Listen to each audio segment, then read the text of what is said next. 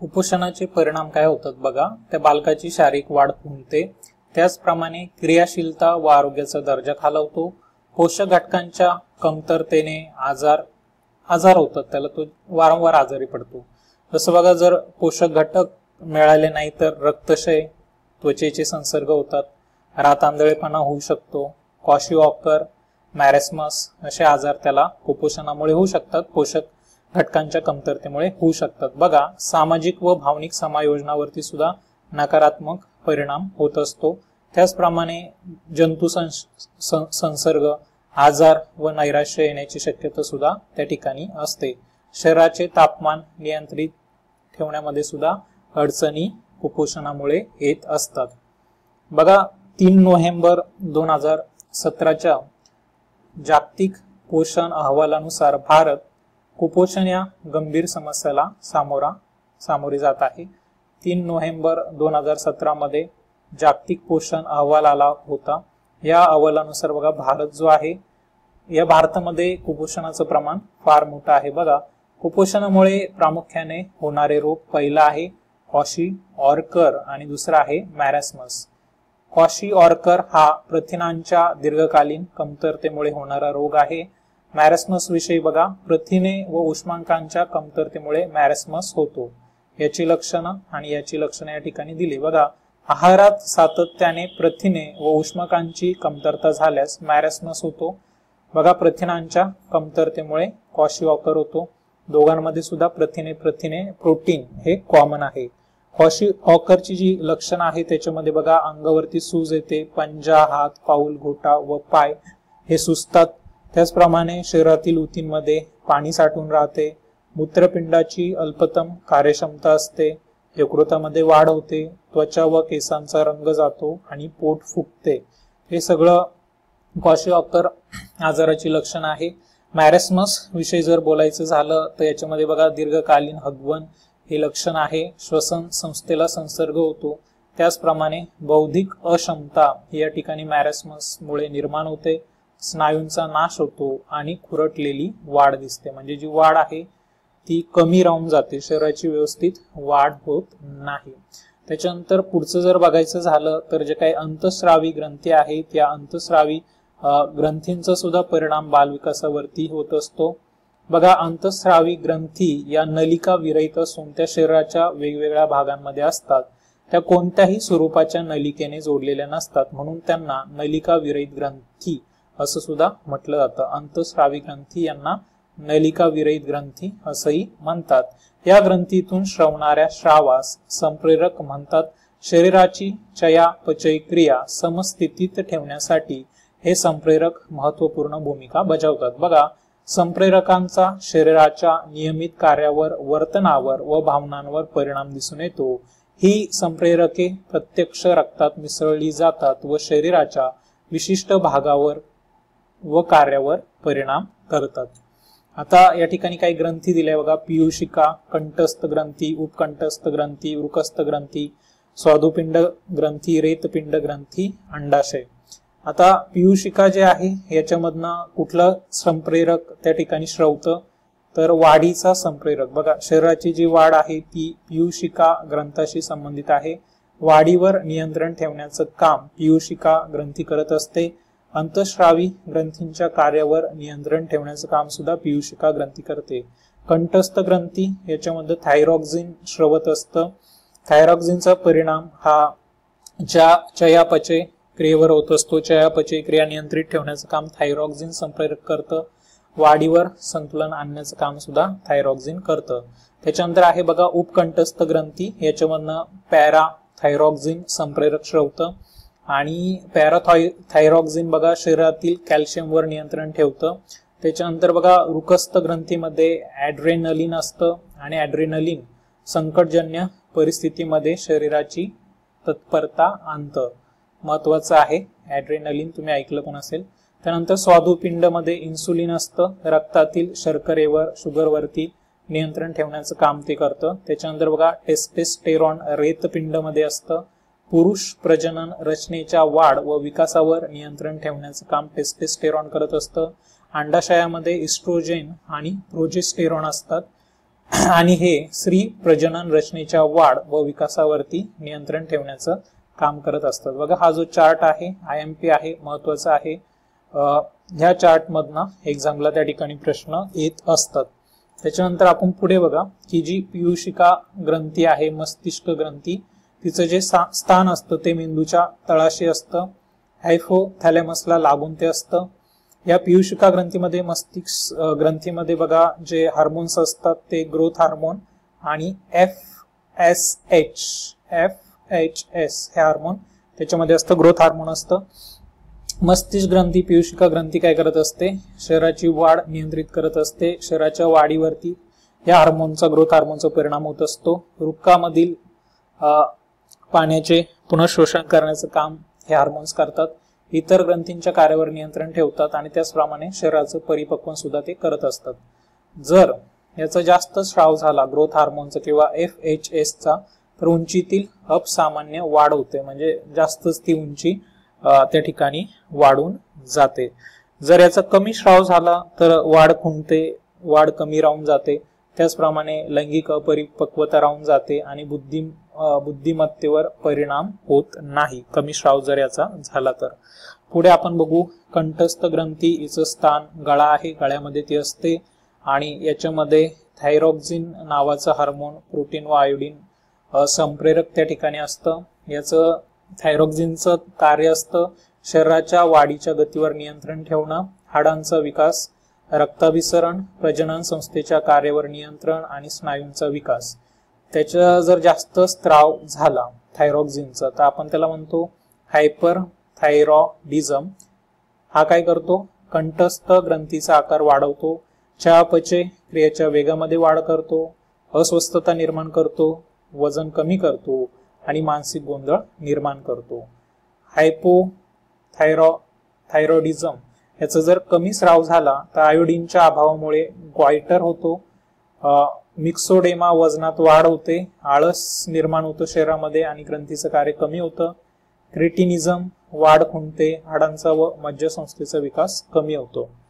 त्याच्यानंतर बघा या ठिकाणी आपल्याला उपकंठस्थ जी ग्रंथी आहे त्या उपकंठस्थ ग्रंथीविषयी बघायचंय. बघा ही जी काही उपकंठस्थ ग्रंथी असते तिचं स्थान कंठस्थ ग्रंथीच्या दोन्ही बाजूला असतं. हिच्यामध्ये पॅराथायरॉक्सिन नावाचं हार्मोन असतं. याचं कार्य म्हणजे कॅल्शियम व फॉस्फरसच्या योग्य उपयोगावर नियंत्रण ठेवणं. बघा जर जास्त स्राव झाला तर हाडे कमकुवत बनतात, स्नायूंची दुर्बलता येते. कमी स्राव झाला तर टिटॅनी म्हणजे स्नायूंमध्ये पेटके येतात. पुढे आहे स्वादुपिंड, याचं स्थान आहे उदर पोकळी जठराच्या जवळ. याच्यामध्ये इन्सुलिन नावाचं हार्मोन असतं. हे कर्बोदकांचं नियंत्रण करतं. पाचकरस त्या ठिकाणी श्रवतं. इथे जर अति झालं तर काही दिलं नाही, पण जर इन्सुलिन कमी झालं तर रक्तातील साखरेचे प्रमाण वाढते आणि त्याच्यामुळे मधुमेह म्हणजे डायबिटीज होतो. पुढे आहे बघा वृक्कस्थ ग्रंथी, ही मूत्रपिंडाच्या वरच्या बाजूला असते. हिच्यामध्ये ॲड्रिनलिन असतं.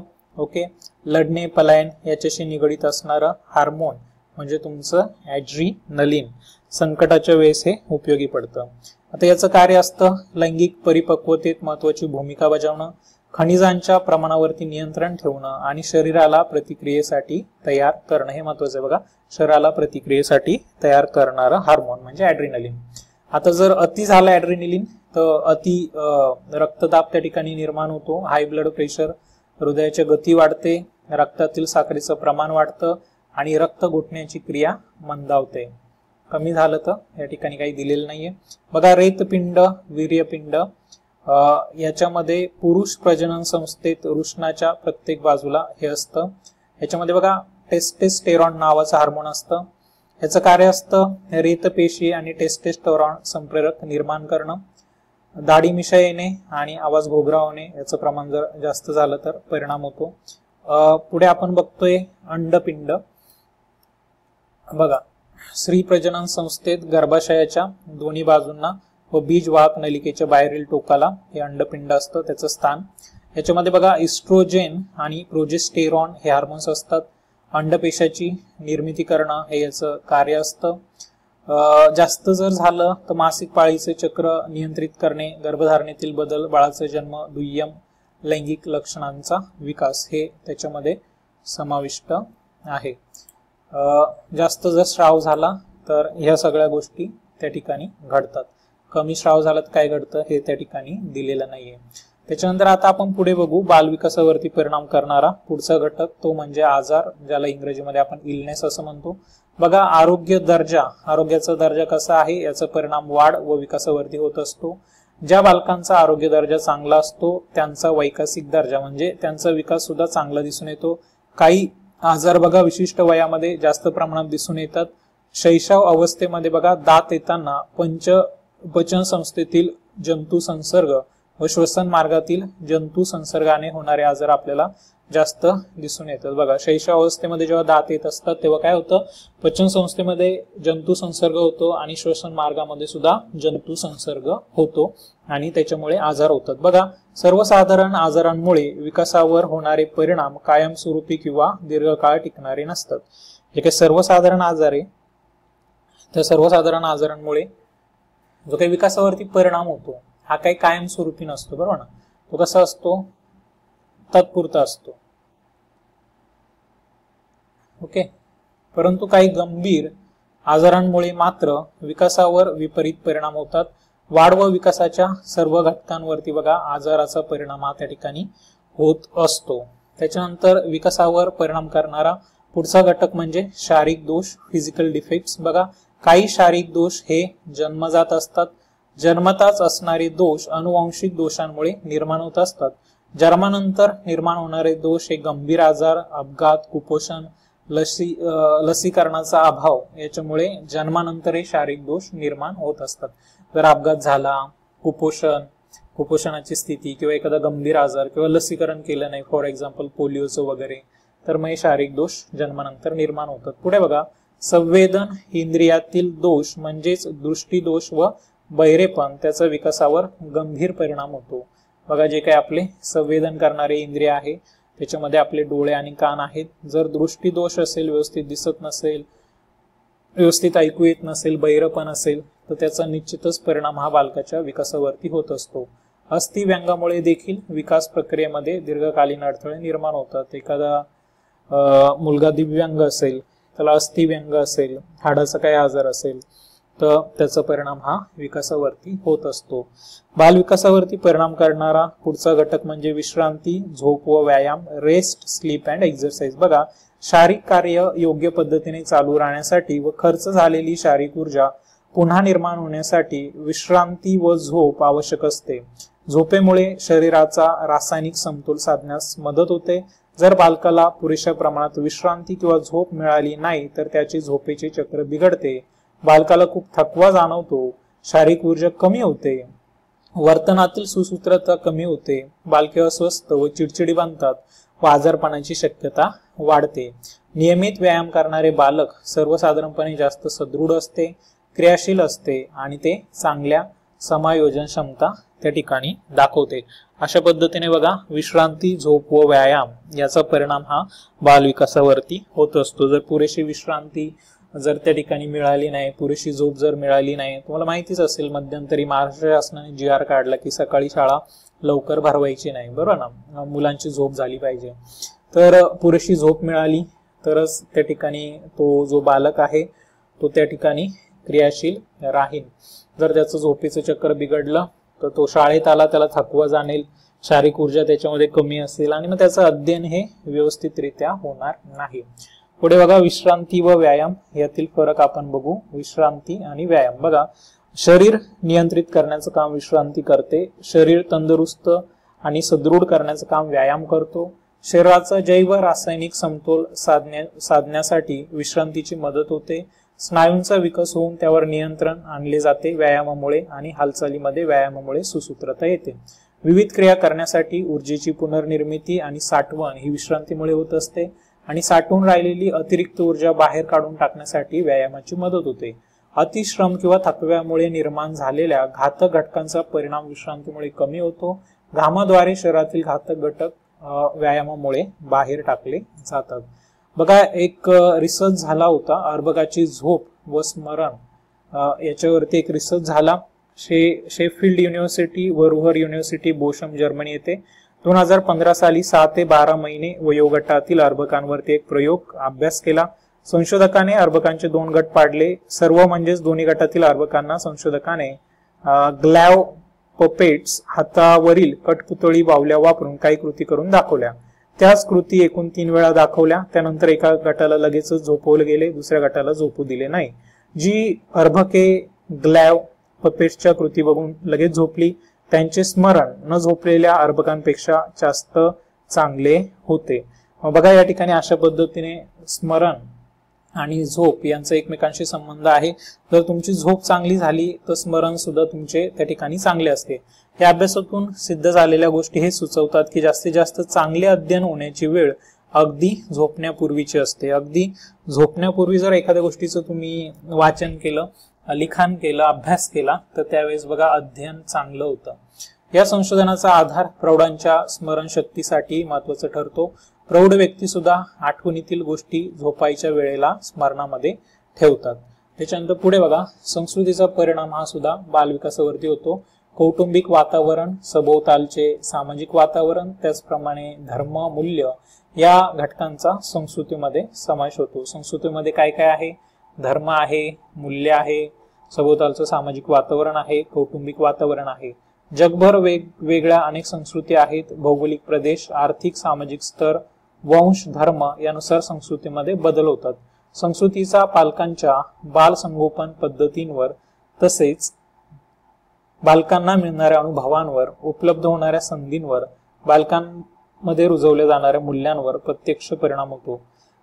ही जी काही संस्कृती आहे त्या संस्कृतीचा परिणाम हा बालकाच्या संगोपनावरती होत असतो. बालकाला जे काही अनुभव मिळतात, त्याला जे काही संधी उपलब्ध होतात, त्याच्यामध्ये जे काही मूल्य रुजवले जातात या सगळ्यांवरती संस्कृतीचा परिणाम हा होत असतो. अशा पद्धतीने बघा आपण जे काही विकास आहे, विकासाची तत्वे बघितलेली होती आणि विकासावरती परिणाम करणारे घटक सुद्धा आपण आज बघितले. विकासाची तत्वे परत एकदा रिवाइज करू. बघा विकास ही सतत होणारी प्रक्रिया आहे. विकासाचं पूर्वकथन करता येतं. विकास म्हणजेच बदल, विकासामध्ये बदल होत असतो, ती बदलाची प्रक्रिया आहे. विकास हा सामान्यकडनं विशिष्टाकडे होत असतो. प्रत्येक व्यक्तीमध्ये विकासाची गती भिन्न असते, बरोबर. त्याच्यानंतर परिपक्वता व अध्ययन यांचा परिणाम विकासावरती होत असतो. विकासामध्ये बघा व्यक्तिगत फरक असतात. कोणाचा विकास लवकर होतो, कोणाचा विकास उशिरा होतो, त्याच्यावरती अनुवंश आणि परिसर यांचा परिणाम असतो.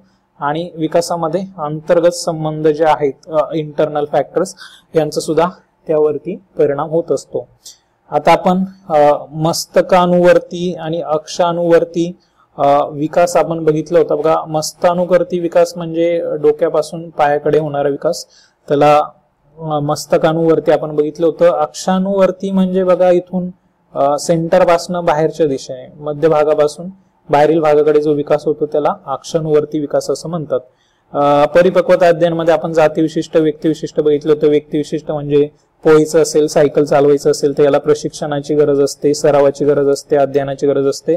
पण जे जातीविशिष्ट आहे, चालायला लागणं वगैरे, तर जे आपोआप घडत असतं नैसर्गिकरित्या त्याला जातीविशिष्ट म्हणतात, हे आपण बघितलं होतं.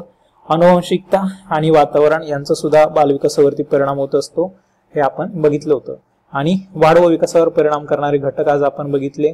त्याच्यामध्ये अनुवांशिकता, वातावरण, अंतःस्रावी ग्रंथी, शारीरिक दोष, पोषक घटक व आहार, आजारपण, संस्कृती, विश्रांती, झोप आणि व्यायाम हे घटक आज आपण त्या ठिकाणी बघितले. अशा पद्धतीने एक क्विक रिव्हिजन सुद्धा आपण त्या ठिकाणी करून घेतली. धन्यवाद मित्रांनो. Bye bye. Take care. Have a nice day.